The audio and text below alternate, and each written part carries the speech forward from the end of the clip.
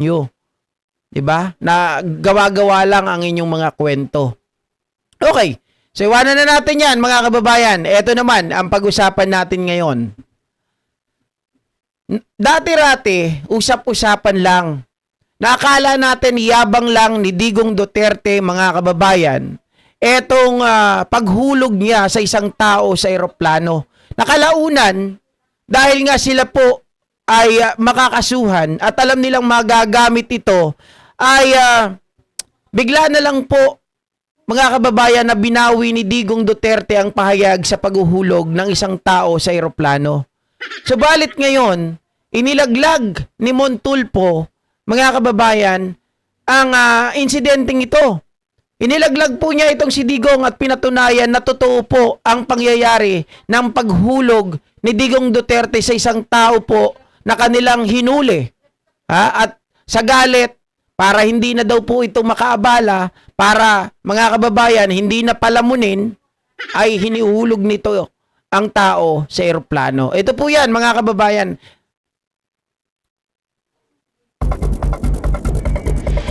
I would not sit on my ass as mayor of this. Wait.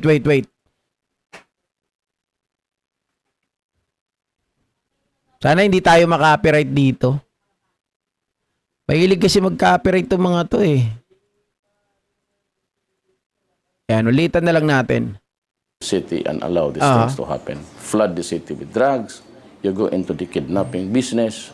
You oppress people. Pero nung panahon talaga ni Digong sa Davao, sir, okay talaga ang Davao. Yes. But sabi ni Trillanes kasi is one of the dangerous city. Not during Digong's time. Mayroon silang kinumpisal ni Digong sa akin na tinulak niya sa helicopter yung isang tao eh. Nagalit sa kanya yung piloto kasi Air Force helicopter, sabi. Sir, mamamalas kami niyan. Ba't ninyo ginawa yun? Hinulog niya. Meron yung isa ng rape ng bata, parang patay na. Nung mahuli nila, maraming barbecue sticks, pinagbugkus nila. And then, minaso doon sa dibdib. While in the threshold of pain, di ba? Yun ang niligay nila, kinalat nilang mga pamphlet. Ito ang mangyayari sa mga rapist. Mayroon pang isang loob ng bahay, ginapos yung asawa, yung lalaki. Ni-rape yung babae sa harap ng asawa. Nahuli nila Digong. Si Digong kasi vigilante. Kinuha niya yung 38 niya. Sabi niya, barilin mo yung tao. Sir, hindi ko magawa. Ni-rape yung kon. Ginahasa yung misis mo sa harap mo. Hindi mo, ayun pagkakataon na. Hindi sir, hindi ko magawa eh. Liga, kinuha niya yung kamay ng tao. Dito lang ha. Pinutukan yung tao, patay yung suspect. Ayan, sabi niya, nakaganti ka na. Mayroon pang isa, pinatawag Grabe, yung no? nagnakaw. Killer talaga. Tinawag yung isang tao. Sabi niya, saan mo dinala yung nakaw? Tinago ko po, sir. Pinalo niya ng martilyo yung kamay. Yung pala pulis yun, custodian. Isa dinala ko si Osang doon sa kanya, sa Davao. Si Osang? Oo. Yung artista? Oo. Naging kami ni Osang eh. Sabi niya, bye. Sabi niya, Mon, pwede kong hiramin yan. Anong hiramin? Girlfriend ko yan. Matagal kayo naging ano ni Osang? Grabe yun ha. Naging kayo din pala ni Osang. Matindi talaga to si Osang ha. Pati si Robin, si Ted Pailon. Diba? Pero Montulfo, ibang klase ka rin. Naging kayo rin pala ni Osang ha. Sikot na. Nagkakita-kita kami ni Osang dito pag naimbita ako sa debate. Meron siyang program noon eh, di ba? Oo, meron sila. Yung kalabot. Kasama Si siya doon, Startup. nag-cheer sa akin. I will kill more if only to get rid of drugs. In fact, ngayon, malaking yung aking sama na loob in the sense that hindi niya ginawa yung dapat niyang gawin bilang Pangulo. Yung mga war on drugs, mukhang hype lang eh. In fact, marami na lumalabas ngayon na mga pinapatay nila, mga tauhan ng mga sinusuportahan nila sindikato. Masakit yun sa akin. Kasi akala ko mayroong pagbabago, magkakaroon ng pagbabago. He fell into the trap. He was eaten up by the system. Palagay ko. Si Joe the Mapa corrupt pa. system. Ito si Montulfo nagsasabi, mga kababayan, na mukhang yung war on drugs ano lang talaga, hype lang. 'Di ba? Parang ang nangyari dito, mga ka-GP Natics, ito ay cover. Cover lang nila para doon sa malalaking operasyon ng mga droga ng kagaya nga po nila Michael Yang, nila Sammy Uy, 'di ba? Ayon dito kay Trillanes, mga kababayan. Kumbaga, naging iba na yung ano ni Digong eh. Dati, 'di ba, etong sila Las Cañas, Matubato, ang sinasabi nila dati, ang akala namin, napaniwala kami na ang papatayin lang namin dati yung mga talagang brutal na mga adik, brutal na mga rapist, yung talagang kumbaga sabihin natin sobra na. 'Di ba? Na kaya ipakulong natin, magpapabalik-balik lang 'yan sa kulungan, makakalaya. 'Yun lang ang inaano namin, tinatapos namin. Pero dumating na sa punto na kahit walang kasalanan, kalaban lang nila o kaya nakaalitan eh. 'Di ba may kinukwento si Matubato, mga kababayan, na tatlong babae na pinaghihinalaan lang nila, wala pa silang katibayan, mga ginahasa nila. Tapos nung nasa sasakyan pa, doon ginagawa na nila ng kahalayan. Tapos mga kababayan, nung patapos na nilang pagsawaan lahat, ang ginawa nila, pinatay din nila yung tatlong babae. Na yun ang kinasama daw ng loob nitong sila Matubato, na sabi niya, parang hindi na maganda to. Kasi ang alam namin, kami lang ang tatapos dun sa mga tao na sobrang sama na, ganid na, sobrang adik na, sobrang pabigat na sa gobyerno, na pabalik-balik na hindi na dapat buhayin. Yan ang sinasabi ni Matubato. Pero dito sa nakita ko, mukhang pagkalaban mo, nakabangga nila, nakaalitan lang, simpleng bagay, tatapusin na yung buhay. Kaya hindi na maganda yon. So, parang sa nakikita natin ngayon, mga kababayan, talagang killer talaga itong si Digong Duterte.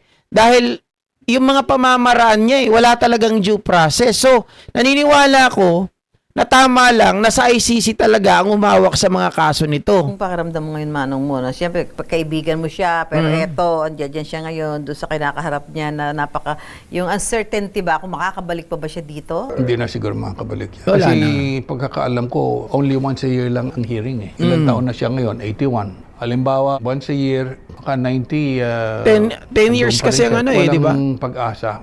And ako naman, sa pananaw ko, tama lang yung pagkakakulong niya. Dahil nga doon sa marami silang pinatay na karamihan ay mga maliliit lang na tao at saka walang kasalanan. Kita nyo na? Maging si Montulfo kaibigan yan, mga kababayan, ni Rodrigo Roa Duterte. Kailan lang ba siya nag-declare na sabi niya, naniniwala talaga siya kay Digong. Ayaw niya kila Sara, kay Baste, kay Pulong. 'Di ba? Pero mga kababayan, nung nakaraan na ipinakita talaga as in dito doon sa pagdinig sa ICC, una. Pangalawa, nung dito po sa Committee on Justice ni Luistro, doon na siya hindi naniwala talaga, mga kababayan. Parang sabi niya, ayoko na maging kaibigan. Parang inaatras ko na maging kaibigan ko sila. Maging kaibigan ko si Digong kasi pinaniwala niya ako. Sabi niya ganun. Yung pala, iba pala talaga ang ginagawa. Maraming kalokohan. Kasalanan lang nila ay biktima sila ng droga. Uy! Si Raymart. Iho, huwag ka na magtago sa iyong lungga. Ano ito? Hindi naman kita aanuhin na Hindi lang tayo talaga. Pero again, mga kababayan, ibang usapan na yan tungkol dyan kay Raymart Santiago. Ang usapin lang na talaga natin dito yung tungkol po dun sa mga pagpatay. Inamin ni Montulfo na kahit walang mga kasalanan ay pinapatay nila. Mga nadadamay, basta pera ang katapat. At talagang naging lang nila, front lang nila yung pagpatay ng mga maliliit. Hindi po nila talaga pinapatay yung mga malalaki sapagkat yung mga malalaki sila yun 'Di ba? Sila yung mga malalaki, sila yung nagluluto, sila yung tawag dito, sila yung nagdi-distribute at kung may mga kalaban sila na hindi po nila mahawakan sa liig, yun, ginagawan po nila ng tanim ebidensya. 'Di ba? Naalala niyo po yung Paruhinog, mga kababayan, na hindi po sumunod sa kanila. Kaya ginawa nila ng paraan para mahawakan yung baluarte ng mga paruhinog. 'Di ba? Niratrat yung mga 'yon. Oh, etong ganun din dito kay sino tong mayor, mga kababayan na pinatay si Mayor Espinosa. 'Di ba? Ganyan din. Talagang gumagawa lang talaga ng mga na kapag halimbawa marami ka na nalalaman, 'di ba? Kahit alam naman natin, ganyan din ang ginawa dito kila De Lima. Ginawa ng paraan, tinaniman ng ebidensya. O bandang huli, lumabas yung totoo, nakalaya itong si Laila De Lima. Pero mga kababayan, ganun pa man, si Laila De Lima umarap na parang isang tunay na lalaki, hindi kagaya nila na nagtatago, tumatakas at hindi kayang kaharapin ang kanilang mga pinaggagawa, yung consequences ng kanilang mga katarantaduhan. Sayang kung alam ko lang na ganun pala ginagawa ni Digong, may pinaad sana ako sa list nila. Ang tanong, makikinabang pa sa Digong dun sa list nila? Dun sa ibibigay mong list? 'Di ba? Para sa pansarili lang nilang kapakanan yun, Sir Smokey. Para lang sa pansarili nilang kapakanan yun.